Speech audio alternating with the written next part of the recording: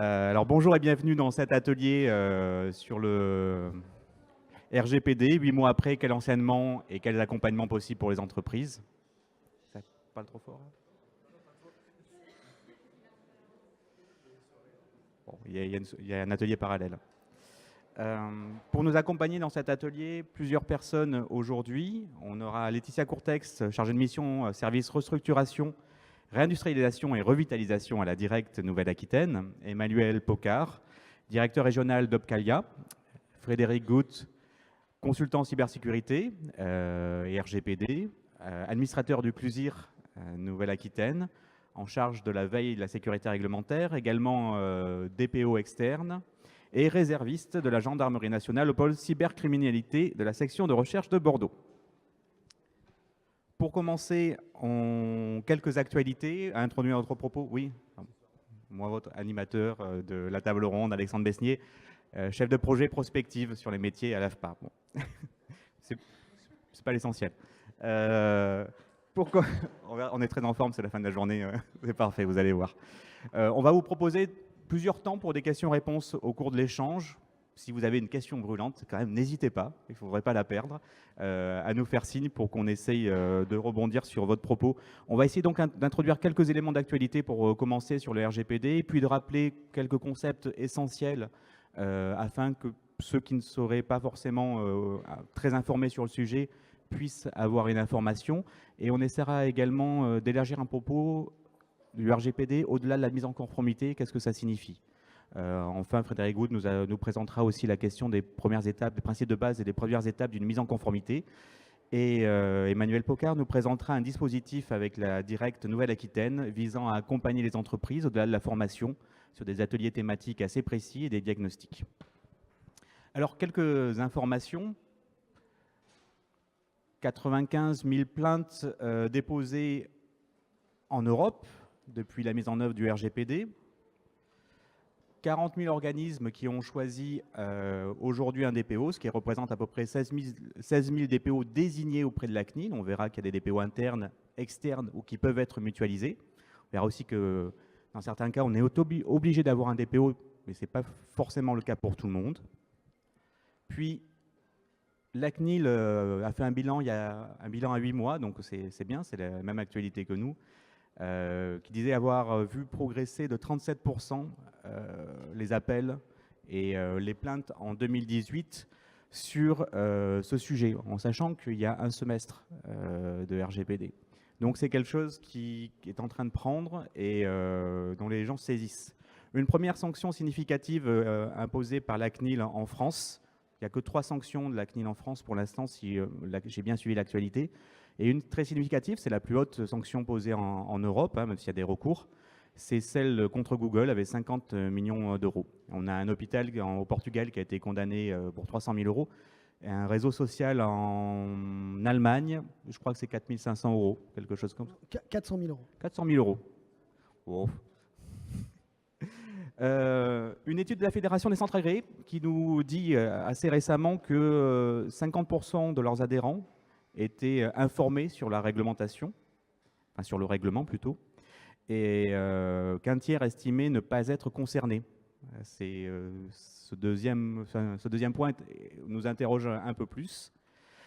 Selon une étude aussi de Freebit, sur 400 000 sites Internet testés, auxquels ils ont fait une demande, tout simplement avec cette adresse mail, combien est-ce que vous pouvez me donner les informations personnelles que vous avez sur cette adresse mail, sur moi? Donc on voit que seulement 1% des sites ont répondu dans les 30 jours et 83% n'ont pas été en mesure de répondre. Beaucoup d'ailleurs n'avaient pas d'adresse mail pour traiter cette question de politique. Et puis bon voilà, on va commencer rapidement en demandant à Frédéric qu'il puisse peut-être nous dire tout simplement déjà qui est concerné par le RGPD. Bonjour. Alors, actuellement, toutes les entreprises sont concernées par le RGPD. Aussi bien les entreprises qui sont dans l'Union européenne, autant que des entreprises qui sont hors Union européenne, mais qui, dans leur business, ciblent le sol européen. Je m'explique. une société qui est hors Union européenne et un site web, par exemple un site web marchand, et qui a une version française ou d'un autre pays de l'Union européenne avec donc la langue en question et également la possibilité de payer en euros, est une preuve qui cible bien le marché européen.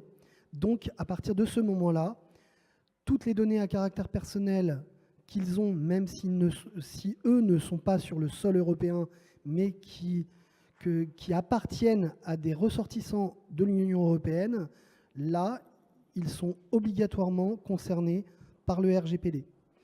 Maintenant, une entreprise, par exemple une entreprise américaine qui a un site marchand, mais qui est en langue américaine et où on paye en dollars.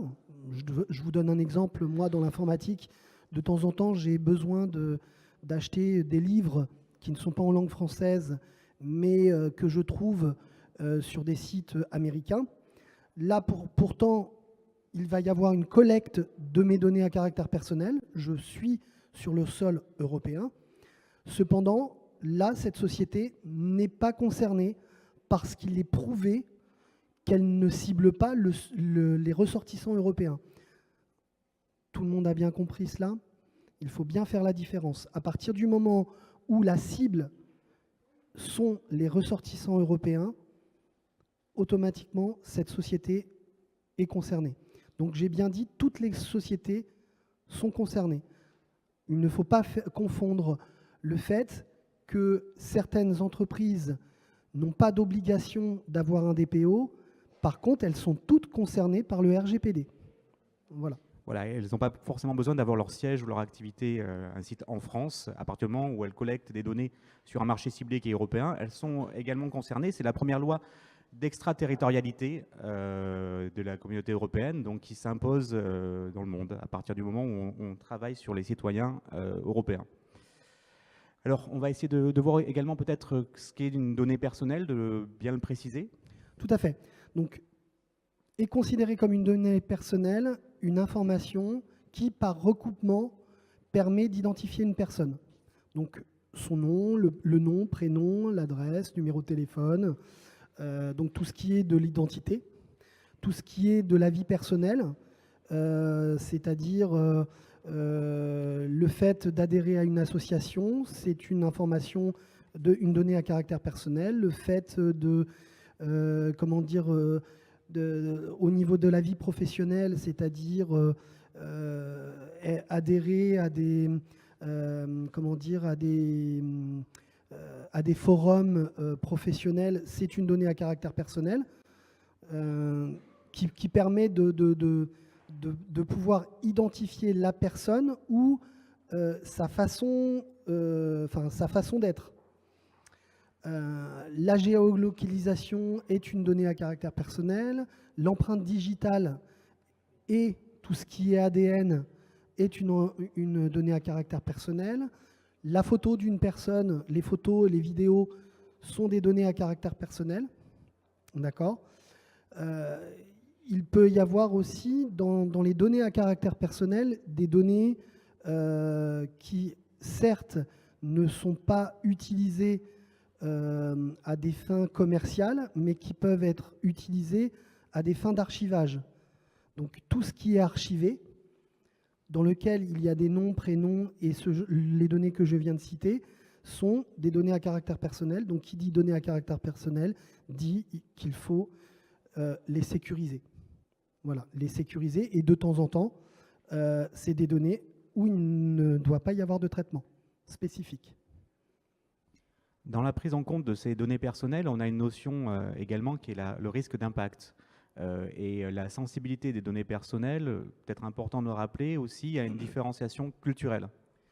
Tout à fait. Alors, différenciation culturelle. Alors, avant de parler de cette différenciation culturelle, dans les données à caractère personnel, donc, sur toutes les données, est considérée comme sensible une donnée à caractère personnel.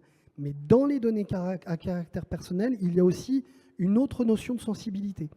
Donc, est considéré comme données très sensibles, comme données à caractère personnel, sont tout ce qui est information, sexe, religion, donc orientation sexuelle, hein, bien entendu, religion, associatif, syndical, le fait d'appartenance syndicale, politique, tout ce qui est de l'ordre du médical.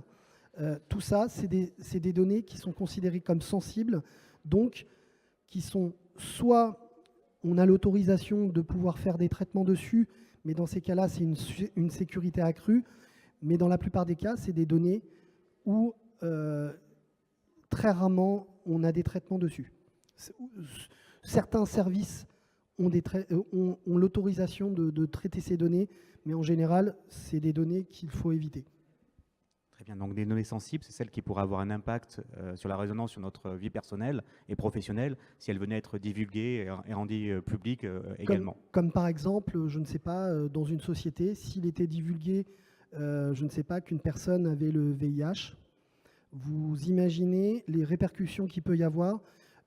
Cette personne peut très bien avoir des persécutions, d'autres personnes, peut très bien comment dire, avoir des problèmes au niveau de son emploi. Alors je ne vais pas aller plus loin là-dessus, mais vous imaginez les répercussions qu'il peut y avoir. Voilà. Donc on va essayer de voir aussi où c'est qu'on trouve dans les entreprises, alors associations, collectivités, toute organisation, c'est qu'on trouve des données personnelles. Alors, dans toute entreprise, on trouve des données à caractère personnel.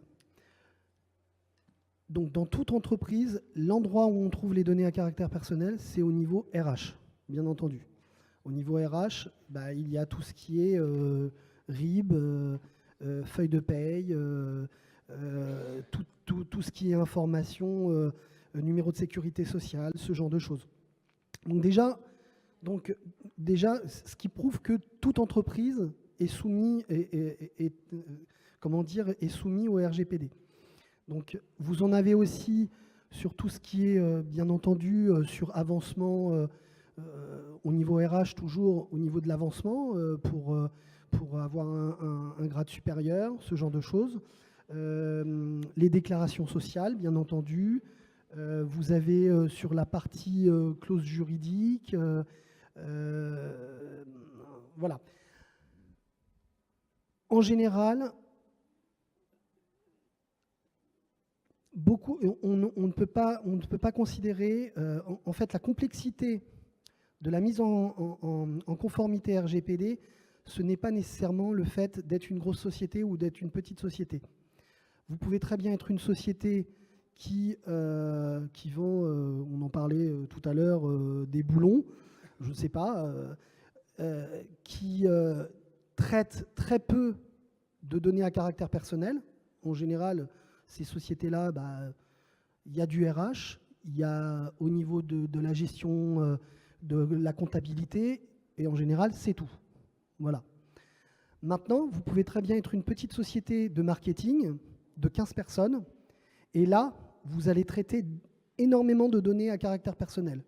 Donc là, pour vous, ça va être beaucoup plus complexe à mettre en conformité.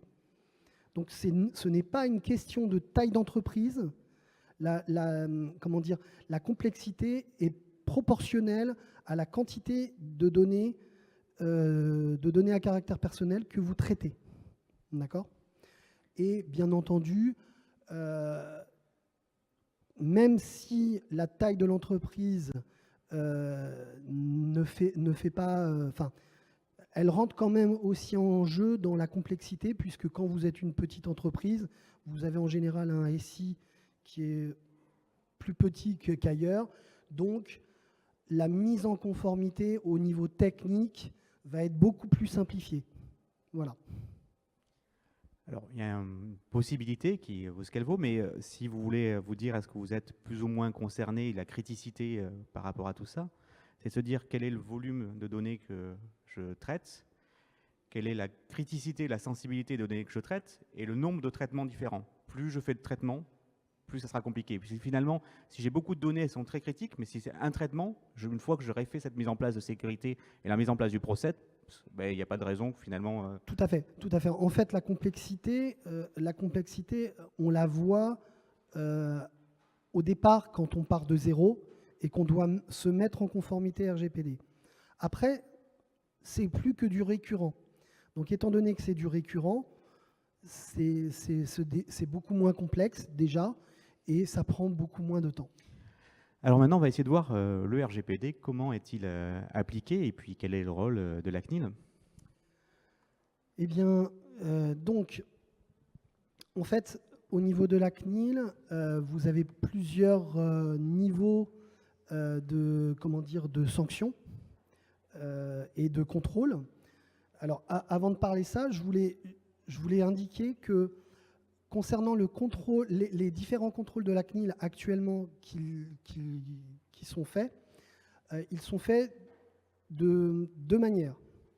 Soit ils sont faits à distance, c'est-à-dire que on sait tous que pour l'instant la CNIL est en train de monter en puissance pour pouvoir justement faire des contrôles. Elle a besoin de recruter et pour l'instant elle n'a pas nécessairement le monde qu'il faut pour faire assez de contrôles dans l'année. Mais ce qui est le plus rapide pour eux, c'est de le faire à distance, c'est-à-dire déjà de contrôler vos sites web. Donc à partir du moment où votre site web est en conformité RGPD, souvent le contrôle s'arrête là. Je ne dis pas que dans le futur, ça ne pourra pas aller plus loin, mais pour l'instant, déjà, c'est du pré-contrôle. La CNIL se dit, si déjà au niveau du site web, ils ne sont pas en conformité, ça veut dire que en interne, au niveau des process internes, ça doit être la cata. Donc, ça, c'est la première raison pour laquelle la CNIL va contrôler. Donc, c'est aléatoire et c'est à distance. Donc, à distance, juste pour rappel, il est important que votre site web ait, lorsqu'on arrive sur le site, ait la bannière qui indique que vous avez des cookies et vous devez avoir l'acceptation des personnes pour accepter les cookies. Donc, en général, un site, quand vous créez un site web, vous avez ce qu'on appelle des cookies d'utilisation. C'est des cookies simples où il n'y a pas nécessairement besoin d'acceptation de la personne qui visite votre site. Par contre, si lorsque vous êtes par exemple une société qui veut connaître le parcours client des clients, justement, vous allez avoir des cookies qui vont tracer les clics des clients. Sur quelle page il est allé, sur quelle publicité il a cliqué, pour pouvoir effectivement, au fur et à mesure, soit vous proposer d'autres produits, et ainsi de suite. Donc là, ça veut dire que sur la bannière, il n'y aura pas qu'un seul OK à faire. Il faudra bien détailler les différents types de cookies que vous allez avoir. Donc le cookie pour tracer, ce genre de choses. Donc là, il y a cela. Deuxième chose, ce que va vérifier la CNIL, ils vont vérifier les mentions légales. Dans les mentions légales, vous devez indiquer quelles données vous collectez, premièrement, pour quelle finalité, et vous devez indiquer tout un tas d'informations qui concernent les droits des utilisateurs, c'est-à-dire le droit de retirer son acceptation. Vous devez lui indiquer dans les mentions légales, vous avez le droit de retirer l'acceptation. Enfin, vous avez tout un tas de choses au niveau de l'aspect légal. Donc, comme je vous ai dit, si à distance, la CNIL voit que le site web est OK, le contrôle va s'arrêter là. Deuxième raison pour laquelle la CNIL peut vous contrôler, c'est sur dénonciation. C'est ce qui arrive le plus souvent. Dénonciation soit d'un ancien salarié, soit d'un concurrent, ou soit d'une personne qui est d'un client qui n'est pas content de votre site parce que vous ne respectez pas la réglementation. Voilà. Donc, on parle au niveau de la sanction, on parle que ça peut aller jusqu'à 4% du chiffre d'affaires. Donc l'amende peut aller jusqu'à 4% du chiffre d'affaires annuel mondial. Bien entendu, ça c'est un maximum. Et donc, ces sanctions-là sont proportionnelles à la gravité de la non-conformité qui a été détectée. Donc, selon la gravité, vous pouvez avoir soit juste un avertissement. Donc l'avertissement, c'est juste en gros, on vous dit là, ça serait intéressant de mettre en place ça. Vous avez 3 mois, en gros. Vous avez 3 mois pour le faire. Donc on vous tape sur les doigts, c'est tout. Donc il n'y aura pas d'affichage sur le site de la CNIL, pas d'amende, ni rien du tout. Après, vous avez une injonction de cesser la violation. Donc là, c'est un cran plus haut. C'est-à-dire que là, vous allez avoir un affichage sur le site de la CNIL. D'accord ? On va vous dire, là, vous avez 3 mois pour cesser cette violation. De toute manière, là, vous risquez déjà d'avoir une amende qui va être minimisée, si vous voulez. Et après, ça va monter en crescendo selon la gravité justement de la non-conformité. Voilà, on va le voir aussi, ce qui est important pour la CNIL et l'autorité de contrôle, c'est d'avoir commencé sa mise en conformité. Et on va voir qu'en fonction de la sensibilité qu'on peut avoir aux données personnelles que vous traitez, il y a des étapes à minima à avoir mis en œuvre. Deuxième question qui est importante aussi, c'est est-ce que vous étiez conscient, est-ce que vous étiez informé, vous saviez qu'il y avait une violation majeure ou un défaut de sécurité, vous n'avez rien fait. Rapidement, on va aller plus loin que l'avertissement. À partir de ce moment, il y a ça. Ce qu'il faut voir aussi, c'est qu'il y a, alors, dans la suspension du traitement, si on vous dit, vous avez des services en ligne, de vente en ligne, etc., de relations commerciales, une stratégie digitale, tout ça, numérique, si on vous dit, vous arrêtez de vendre en ligne, ça peut être aussi avoir un impact important sur le chiffre d'affaires. Ça, c'est aussi une espèce de suspension de traitement. Alors, en suspension de traitement, ça peut venir aussi d'une demande d'un utilisateur qui peut très bien, en fait, vous envoyer donc un mail, enfin en général ça se fait par mail. Donc c'est pour ça que dans les mentions légales, ce qui doit être indiqué aussi, c'est l'adresse mail du contact DPO de la société. D'accord ? C'est parce que c'est le DPO qui va, le Data Protection Officer, qui va traiter les différentes demandes qu'il peut y avoir. Par exemple, je décide de rétracter mon acceptation, ce genre de choses. C'est lui qui va recevoir ces demandes-là et qui va les traiter. Donc là, justement, la limitation ou suspension temporaire, ça peut venir d'une personne qui vous demande de suspendre le traitement parce qu'il a détecté que, en fait, dans ces données personnelles, il y a des erreurs. C'est-à-dire que, en fait, ces données ne sont plus d'actualité. Donc, en gros, tant que ces données ne sont plus d'actualité, il doit cesser le traitement. D'accord ? C'est en ce sens, la limitation ou suspension du traitement, c'est aussi en ce sens. Alors, dernier point, il y a l'autorité de contrôle et la possibilité aussi de déposer une plainte auprès d'un tribunal pour un risque de contentieux. Ce qu'il faut voir aussi, c'est qu'on a des associations de défense de consommateurs, d'usagers. Enfin, il y a un activisme de défense des droits numériques. Et par exemple, aujourd'hui, Twitter, Facebook, enfin tout ça sont déjà en action collective. Il y a des actions collectives, 15 000 personnes qui sont regroupées pour les amener à respecter la politique conforme au RGPD. On va rapidement... Attends, ouais. Juste une chose par rapport à la question qu'on a eue ce matin. Par rapport, si tu peux revenir à celle d'avant, voilà. Par rapport quand une personne saisit les tribunaux,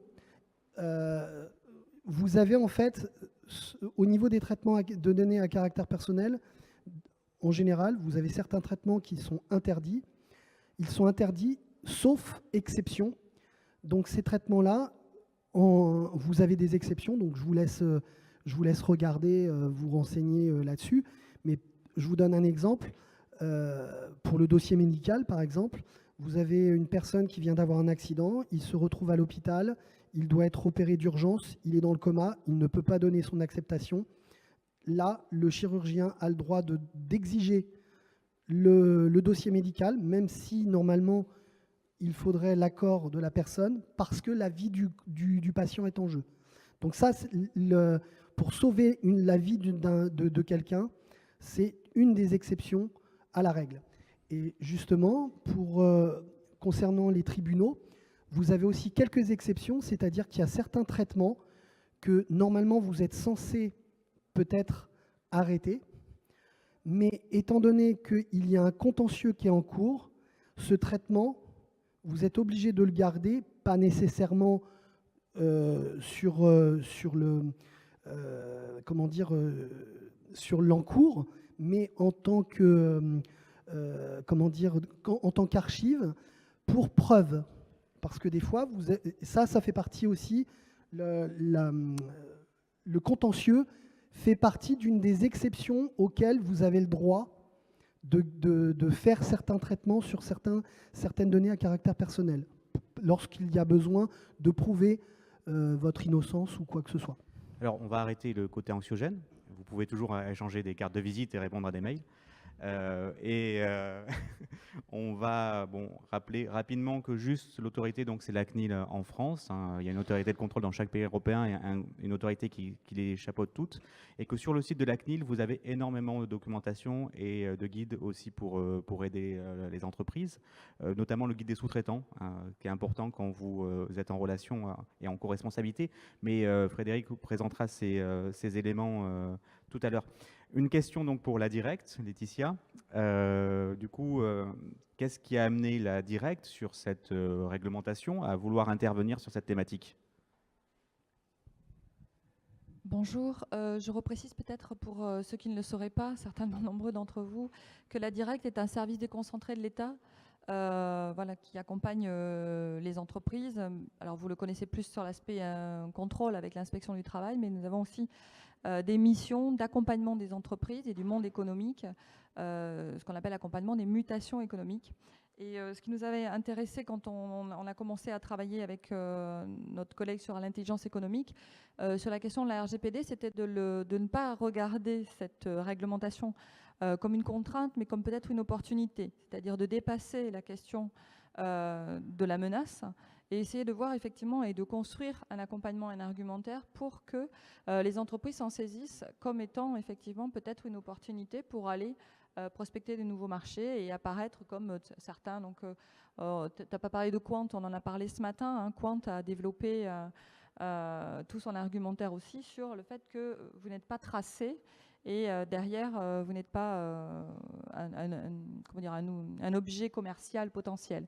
Donc on s'est intéressé à la question de la RGPD sous cet angle-là, en disant mais il faut accompagner les entreprises de Nouvelle-Aquitaine à se sensibiliser à cette question, à comprendre effectivement les enjeux au-delà de la sanction et de la menace, pour peut-être développer une autre façon de voir cette réglementation. Et d'où le fait qu'on soit là aujourd'hui, pour vous présenter, effectivement, on va décliner une offre de service avec des réunions d'information, de sensibilisation, des ateliers qui vont aller après jusqu'à l'audit et l'accompagnement peut-être de la formation. Et puis aussi par rapport à ce que je disais ce matin, on a conscience aussi que les entreprises vont devoir monter en compétence sur cette question-là. Donc la question de la compétence nous intéresse, monter en compétence de certains de vos salariés. Peut-être aussi la question de partager peut-être des salariés, des DPO, comment vous pourriez éventuellement peut-être muscler cette question liée à la réglementation, mais peut-être en ayant de nouvelles compétences dans vos entreprises. Donc tous ces sujets-là vont être abordés après dans notre offre de service que l'on va décliner tout de suite. Voilà. Merci. Alors, rapidement, peut-être vous allez essayer de nous aider là-dedans. On s'est dit aussi qu'il était peut-être intéressant de dépasser le RGPD, le voir juste comme la réglementation et la mise en conformité. C'est que si cette réglementation arrive, c'est que c'est un enjeu politique.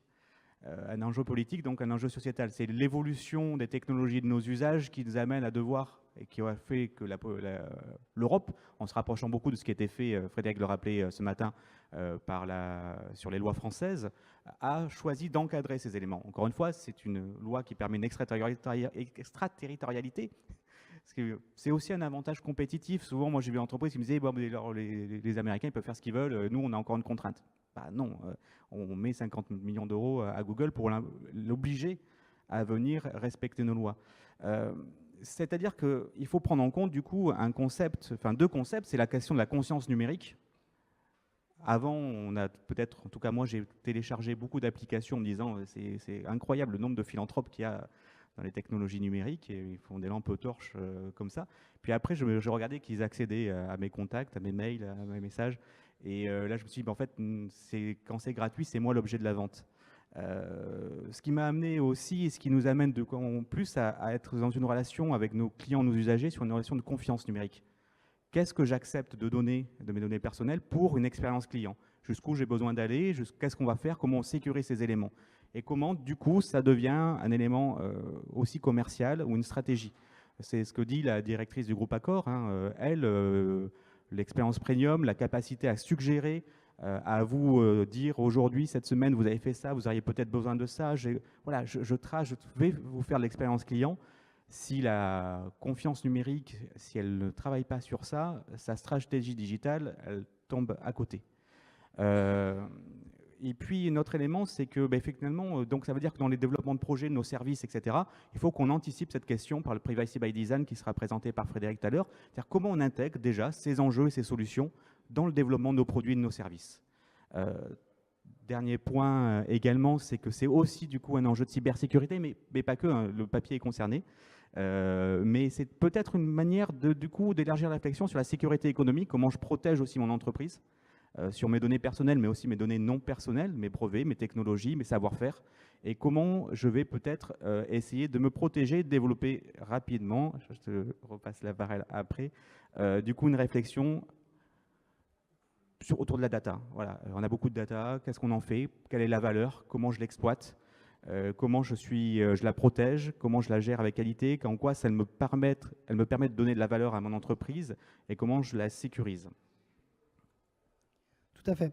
Je rajouterais effectivement que il faut prendre le RGPD pas comme simplement comme une contrainte. C'est vraiment un levier économique assez important et ça permet de lever des questions et justement que vous puissiez vous poser la question quelles données je possède et comment donner de la valeur à ces données. Comment je peux faire pour donner la valeur à ces données et comment je peux faire justement pour obtenir une certaine confiance numérique et de pouvoir justement fidéliser mes clients justement par cette confiance numérique. Donc à partir du moment où vous avez une confiance numérique, une confiance de vos clients, vous fidélisez vos clients. Voilà, petite parenthèse. Est-ce que vous avez des questions? Vous voulez revenir sur des points? Non, on continue? Très bien. Donc, là, une petite prise avec des dates clés, mais tu veux... Très rapidement, ce qu'il faut savoir, c'est que beaucoup de personnes, même peut-être des personnes dans l'assistance, pensent que le RGPD, c'est tout nouveau. Eh bien non, c'est pas tout nouveau. C'est-à-dire que 60 à 70% du contenu du RGPD existait déjà dans la loi informatique et liberté. Donc si vous vous posez la question, si vous vous dites c'est nouveau, c'est que déjà auparavant, vous ne respectiez pas la loi informatique et liberté. Donc ce qu'il faut savoir, c'est que la France était précurseur justement sur la protection des données à caractère personnel, donc avec la loi informatique et liberté qui est née en 1978. Très très rapidement, l'Allemagne, l'Italie ont suivi. Ce qu'il faut savoir, c'est que la CNIL est une des CNIL les plus strictes, était une des CNIL les plus strictes au niveau européen. Et donc, le RGPD est venu pour justement harmoniser justement cette loi informatique et liberté au sein de l'Europe. Voilà. Et donc à partir du 25 mai 2018, effectivement, le RGPD était actif. Très bien, donc pour nos amis au son et à l'image, on est filmé, on n'a pas donné notre consentement. C'est donc un atelier pas très RGPD. Pour rentrer un peu plus techniquement, Frédéric, est-ce que tu pourrais nous présenter du coup les grands principes du RGPD? Tout à fait, tout à fait. Donc, tout d'abord, vous avez ce qu'on appelle le Privacy by Design. Que veut dire le Privacy by Design? Mais c'est tout simplement de changer les choses, c'est-à-dire qu'auparavant, lorsque vous aviez un projet, la sécurité venait souvent, on y pensait en dernier, quand on y pensait, ou alors on y pensait quand il y avait une fuite de données. Et là, on se disait, ah, il va falloir faire quelque chose. Sauf que quand on voulait faire quelque chose, on s'apercevait que il fallait redévelopper, c'est-à-dire changer le développement de l'application, par exemple. Et donc, ça avait un coût plus grand que si on avait fait déjà depuis le début. Donc, le Privacy by Design, c'est vraiment de penser la sécurité des données à caractère personnel dès le début, en se posant la question, dans par exemple un projet de développement applicatif mobile, de se dire qu'est-ce qui va transiter, est-ce que je vais avoir des données à caractère personnel qui vont transiter dans mon application? Est-ce que je vais avoir des données personnelles qui vont être stockées dans mon application?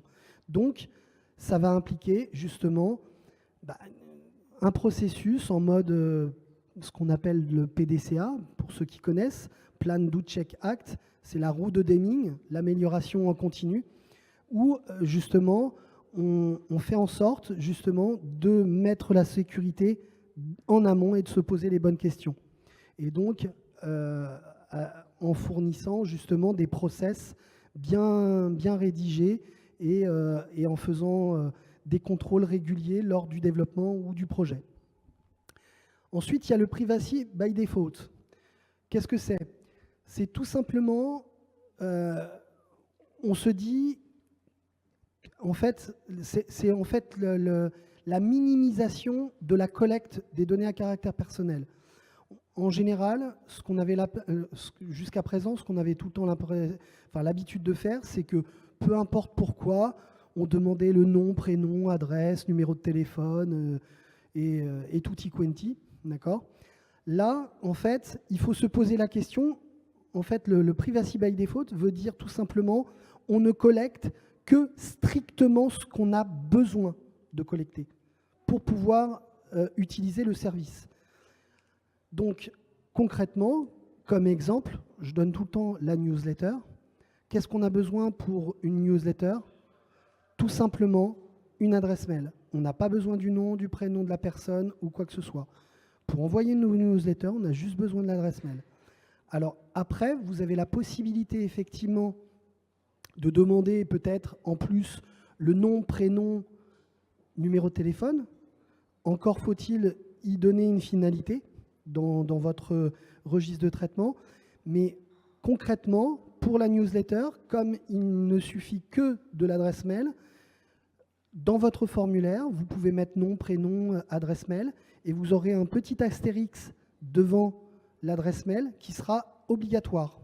Il n'y a que l'adresse mail qui est obligatoire.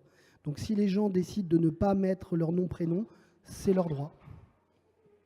Ensuite, vous avez la comptability. La comptability, c'est tout simplement, comment dire, de prouver que vous avez bien mis en place tous les moyens possibles pour protéger les données à caractère personnel. C'est-à-dire, il faut des process et il faut des procédures. Donc, je donnerais, enfin, le RGPD plutôt s'est inspiré beaucoup de l'ISO 27001, qui est une norme internationale de sécurité et qui est ni plus ni moins que l'ISO 9001. Ça parlera à beaucoup plus de monde. L'ISO 9001 qui est en fait la norme de qualité. C'est en fait l'ISO 27001, c'est de l'ISO 9001 adapté à la sécurité. Donc c'est je fais ce que je dis ce que je fais, je l'écris, je contrôle. Donc ça veut dire des process et des procédures. On ne peut plus faire comme avant, c'est-à-dire de, comment dire, que tout soit dans la tête de quelqu'un dans l'entreprise et le jour où il n'est pas là, il n'y a plus rien qui marche. Donc tout doit être procéduré et l'accountability, justement, qui n'est plus là d'ailleurs, voilà, l'accountability, qui en fait, ça sert tout simplement justement à prouver lors d'un contrôle que vous avez bien tous les process et les procédures.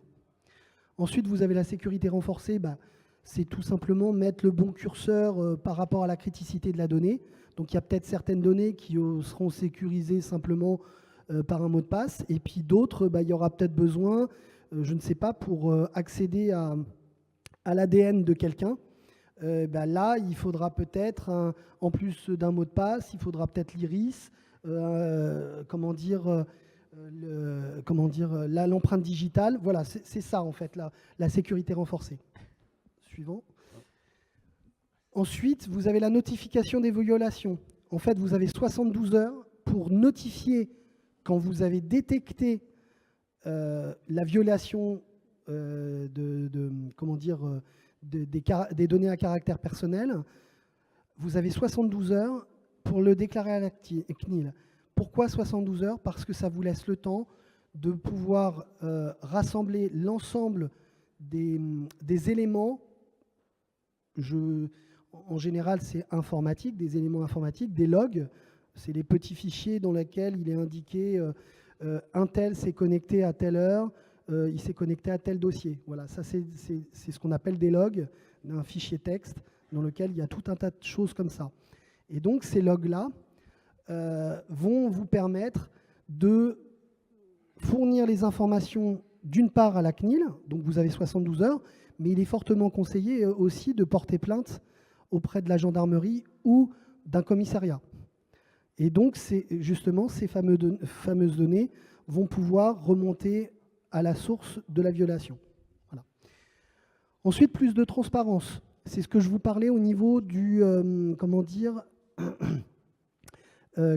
niveau des éléments qu'il doit y avoir, par exemple, sur un site marchand, un site e-commerce, au niveau de la partie mention légale. Dans la partie mention légale de votre site web, vous devez avoir indiqué quelles données vous collectez, d'une part, pour quelle finalité. Donc ça c'est dans les mentions légales du site. Donc quelles données vous collectez, pour quelle finalité, et également, il doit y avoir bien entendu une adresse mail du DPO pour pouvoir le contacter, mais vous devez aussi indiquer les droits des personnes, c'est-à-dire les droits de se rétracter, c'est-à-dire les droits de retirer son acceptation, par exemple pour une newsletter. Vous devez indiquer que la personne a le droit de faire ça. Ensuite, le consentement éclairé. Le consentement éclairé, c'est quoi? C'est tout simplement dans votre site web, quand par exemple je reviens sur le formulaire pour la newsletter, le consentement éclairé, c'est d'indiquer en fait, de ne pas avoir de cases précochées. On voyait dans beaucoup de sites web, on voyait des cases qui étaient déjà précochées. J'accepte, en gros, j'accepte que mes données soient utilisées pour... voilà.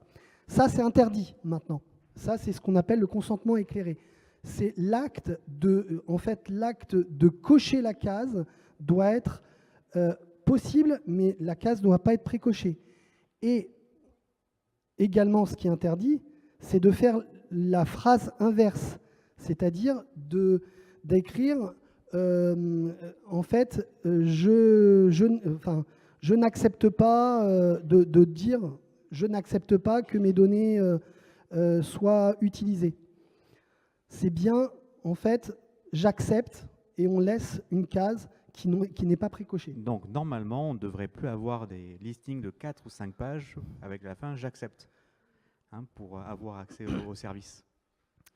Tout à fait. Donc, également, le consentement éclairé, c'est que ça soit formulé de manière compréhensible, c'est-à-dire pas de manière un peu jargon juridique, mais compréhensible par tous, pas comme s'il fallait savoir lire entre les lignes. D'accord? Donc ça, c'est ce qu'on appelle le consentement éclairé. Et ensuite, le droit des personnes. Donc ça, c'est ce que je vous ai dit encore dans les mentions légales.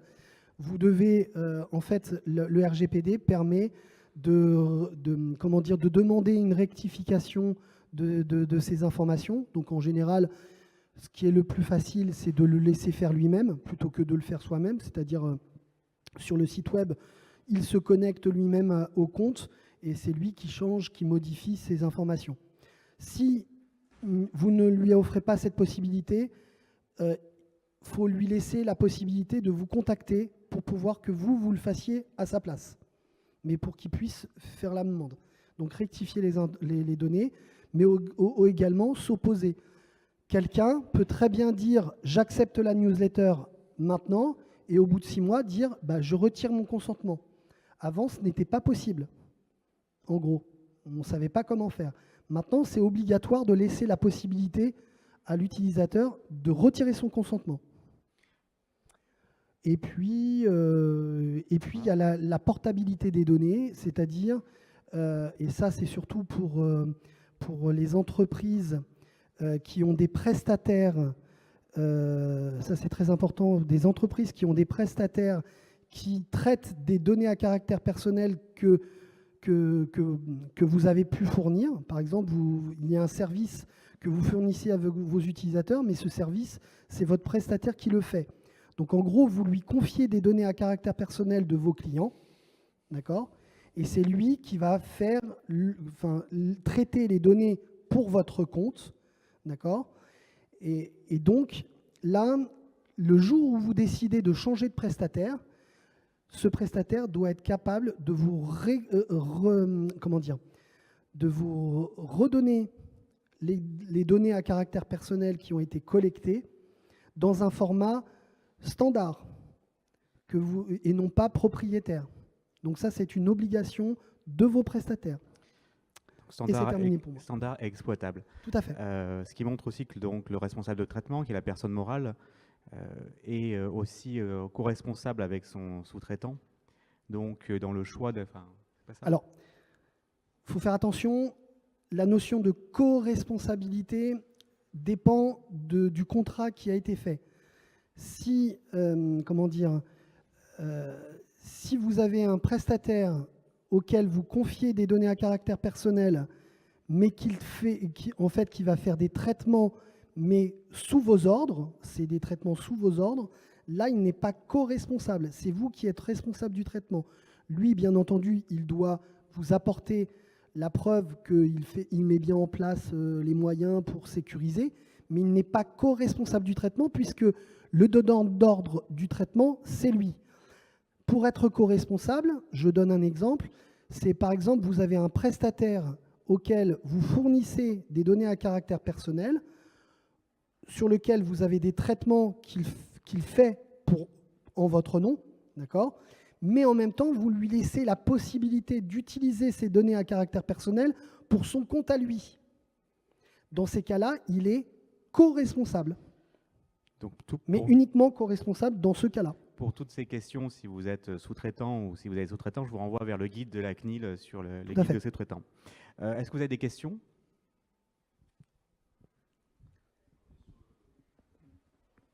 Bonjour. Je revenais sur l'introduction. Vous avez mis sur un slide, il y avait télémarketing. Dans quel cadre le télémarketing s'était pris dans le...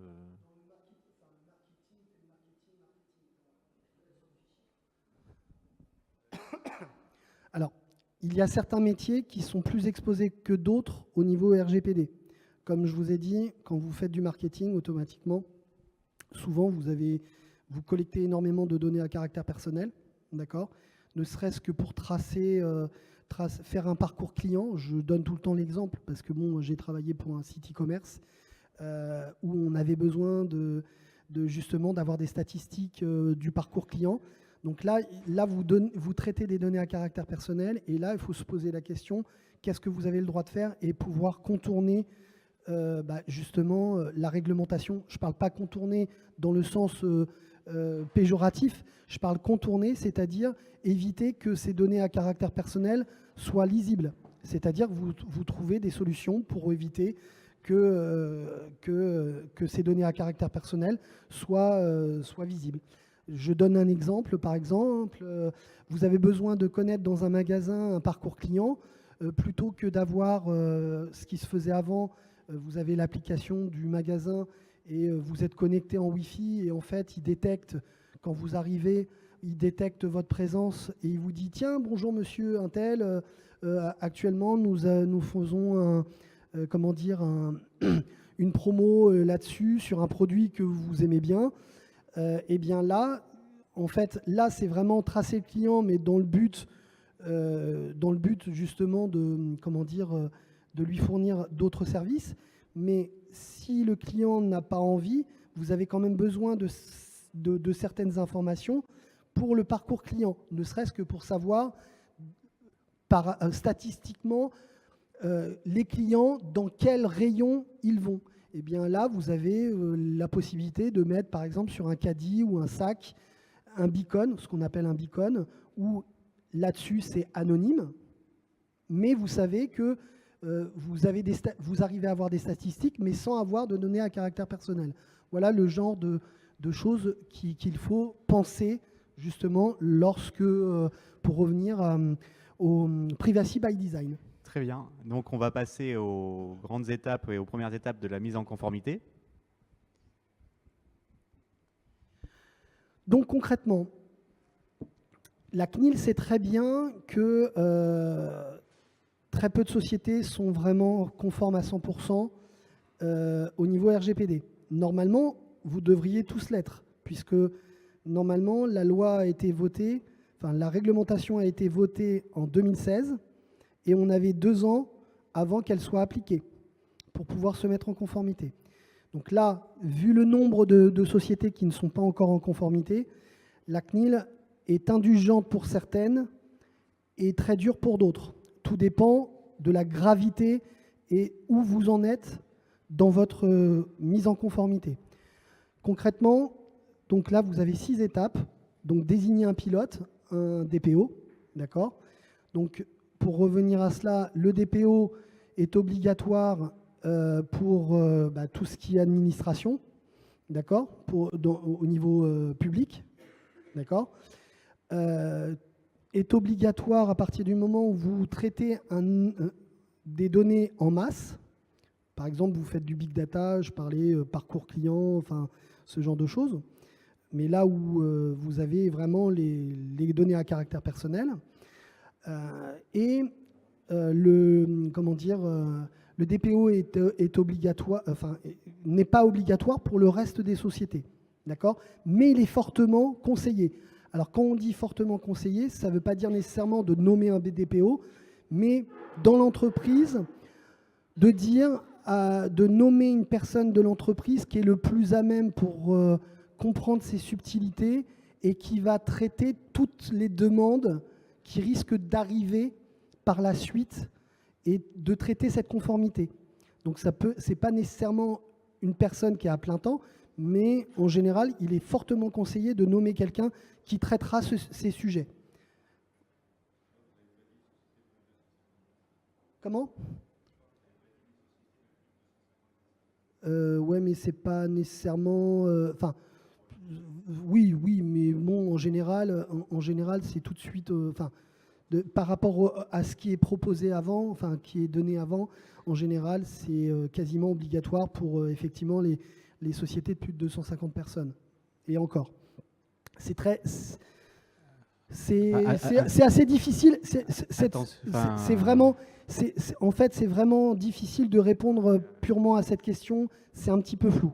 Je vous avouerai, au niveau du RGPD. Vous pouvez être 10 et avoir l'obligation d'avoir un DPO. Tout à fait. Vous pouvez être 10. C'est la criticité, le volume, etc. Voilà, c'est ce que je disais avant. L'article, je crois, qui fait référence dans le RGPD sur les 250 personnes, c'est l'obligation d'avoir un registre de traitement. Tout à fait.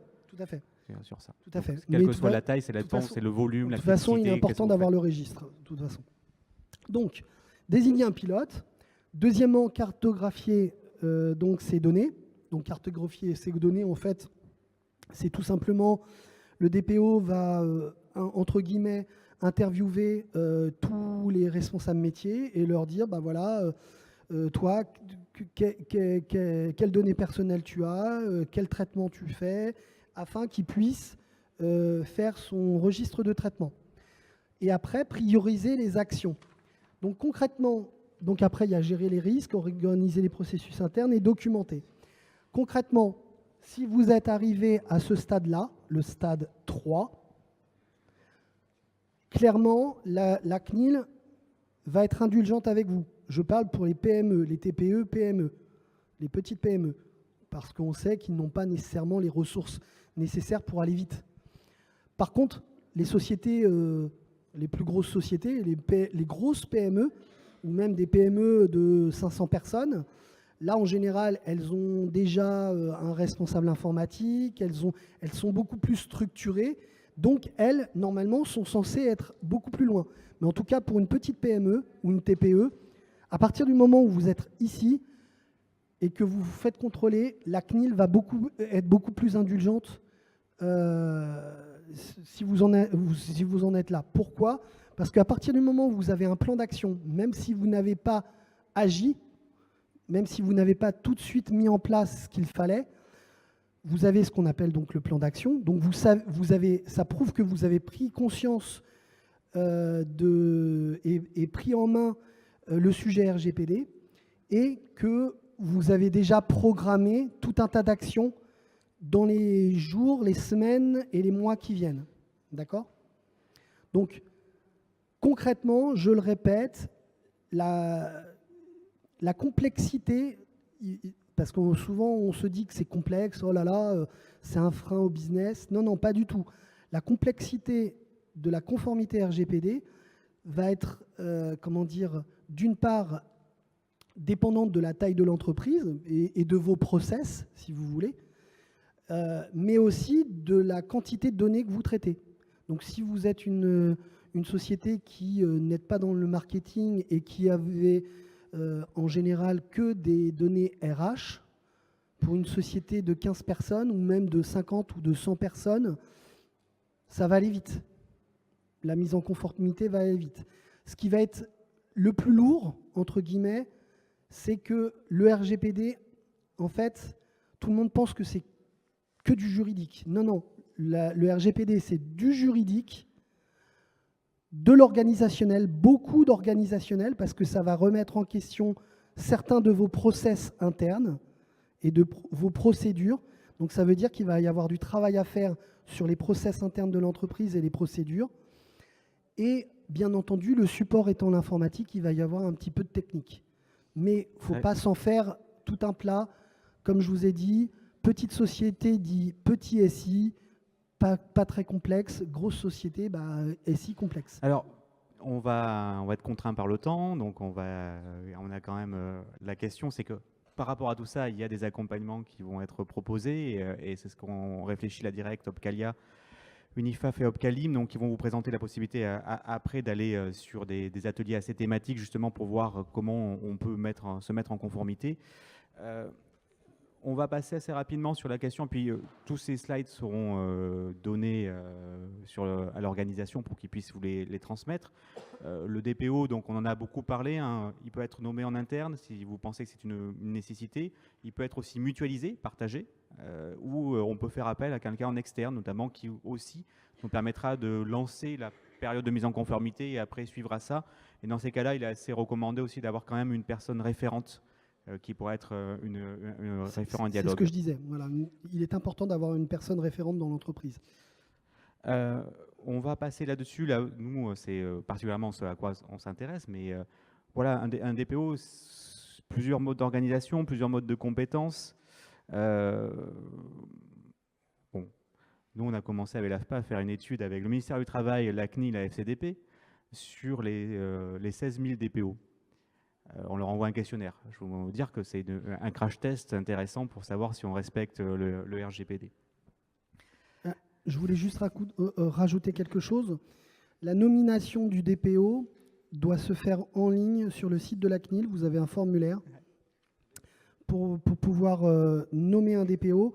Et ce qu'il faut savoir, c'est que le DPO est soumis à titre d'information. Vous devez en fait le soumettre aux organisations syndicales à titre d'information et non consultatif. D'accord ?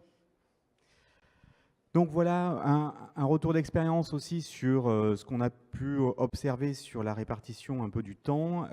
Effectivement, on voit qu'il y a un enjeu de gouvernance, en tout cas un enjeu d'implication du chef d'entreprise pour prendre ça en compte.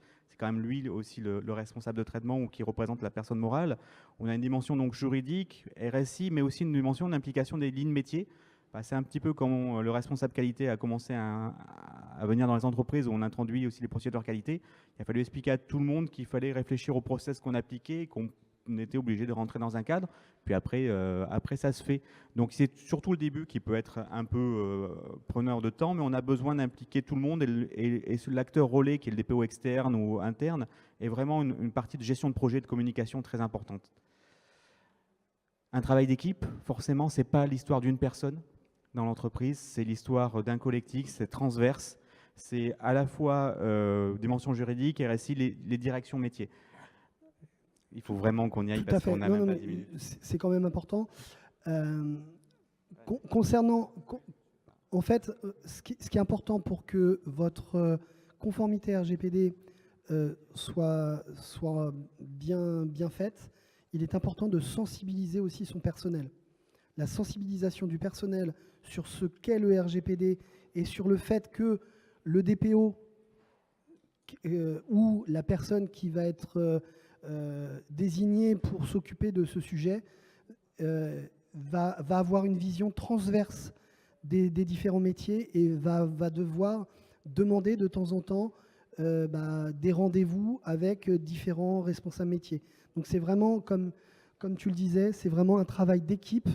Ce n'est pas uniquement le DPO qui va travailler. Merci Frédéric pour toutes ces informations. Alors maintenant, on attendait Emmanuel Pocard avec la présentation de ce qu'on peut faire pour les entreprises, pour les accompagner. Je te passe la parole. Merci. Vite, on va faire très vite parce que il ne nous reste pas beaucoup de temps. La genèse du projet, c'est effectivement une rencontre avec la directe, et notamment Laetitia, sur la thématique.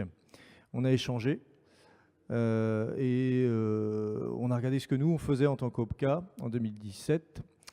Et effectivement, on était bien dans les clous pour accompagner nos entreprises puisqu'on avait tout prévu. On a mis en place des formations, on a mis en place un super serious game avec nos partenaires AFDAS et Opcalim. Et puis voilà. Donc on a communiqué, on a envoyé des mails à tous nos adhérents. Voilà. Et on s'est dit, on a réglé le problème, passons à autre chose. Donc quand on a échangé ensuite, je me suis dit qu'effectivement, on n'a peut-être pas été assez loin. On pourrait peut-être faire mieux. Pas obligatoirement convaincu qu'une formation soit suffisante pour comprendre tous les enjeux que représentait le RGPD, et moi le premier.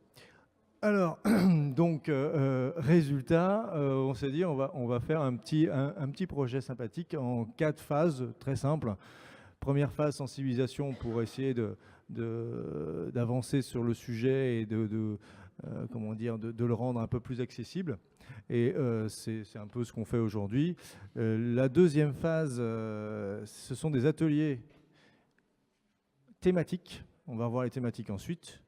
Et puis, une troisième phase sur des diagnostics spécifiques, donc personnalisés en entreprise, avec possibilité d'un appui conseil à la suite. Et puis, bien évidemment, on garde toujours notre phase formation. Ça existe et c'est complémentaire. Les ateliers, rapidement, 4 ateliers qui sont parfaitement dédiés et complètement dédiés à des métiers dans l'entreprise. Donc, on a un atelier fonction RH, donc c'est bien dédié à du personnel, des personnes qui travaillent dans les fonctions RH. Très clairement, on sera aussi attentif là-dessus. Un atelier fonction commerciale et marketing. Un autre atelier plus général sur le management des risques, donc plus pour les dirigeants, chefs d'entreprise notamment. Et puis un atelier bien spécifique sur la cybersécurité et la RGPD. Donc à chaque fois, on sera sur des ateliers volontairement limités en nombre de places. On sera que normalement sur 8 personnes. Donc évidemment, pas, ce que je disais ce matin, pas 3 personnes de la même entreprise, même si on a une grande entreprise, pas la peine. Une personne. Et puis, il se déroulera dans plusieurs villes. Donc 4 ateliers sur 4 villes de Nouvelle-Aquitaine. Bon, au cas où. Voilà, une visée assez opérationnelle et des outils voilà. transmis à la fin pour que vous puissiez revenir dans vos entreprises avec au moins quelques éléments et y Quelques voir bases. beaucoup plus clair, hein. On répondra aussi, je pense que l'idée c'est de travailler sur vos problématiques Alors, directement. important, ces ateliers sont financés. Alors voilà, les ateliers sont financés, je ne sais pas si c'est le slide d'après parce que je suis tout mélangé. Vas-y. Ah, si. Donc tous les ateliers sont financés intégralement par Direct. Voilà, donc je l'ai dit, le nombre de personnes. Inscrivez-vous. On va vous faire passer des petites feuilles d'inscription avec des dates et des lieux. Ça c'est bon. Et puis l'autre phase diagnostic, c'est effectivement un diagnostic qu'on a voulu assez court, précis et efficace. Donc c'est-à-dire on vous mobilise sur 2 jours pour un diagnostic complet et derrière une journée complémentaire pour vous accompagner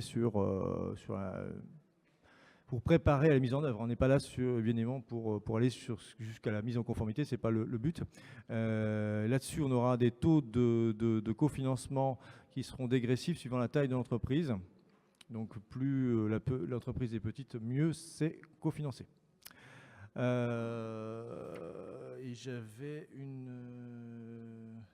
Oui, après, évidemment, on a toujours un pôle formation où là par contre, chaque OPCO maintenant pourra financer des parcours de formation. Donc ça, c'est le dernier point. Je voulais rajouter un truc que j'ai oublié sur les consuls. Très bien, donc vous avez la possibilité de venir aux ateliers si vous voulez, et vous avez toutes les informations aussi sur le site d'Opcalia. Tout à fait, qui est magnifique et très bien détaillé sur le sujet. Non, les pages spécifiques, ville par ville, tout, c'est parfait. Donc, voilà. Vous avez, à partir de là, donc, on va remercier Frédéric Goutte, consultant, donc aussi RGPD. Si vous avez besoin, vous pouvez faire appel à lui. On vous donne aussi les coordonnées d'Opcalia. Si vous voulez, vous pouvez également aller vers eux sur l'offre de service qui vient de vous être présentée. Et puis, est-ce que vous avez une dernière question? Non? Eh bien, on a respecté le temps, c'est parfait. Merci beaucoup.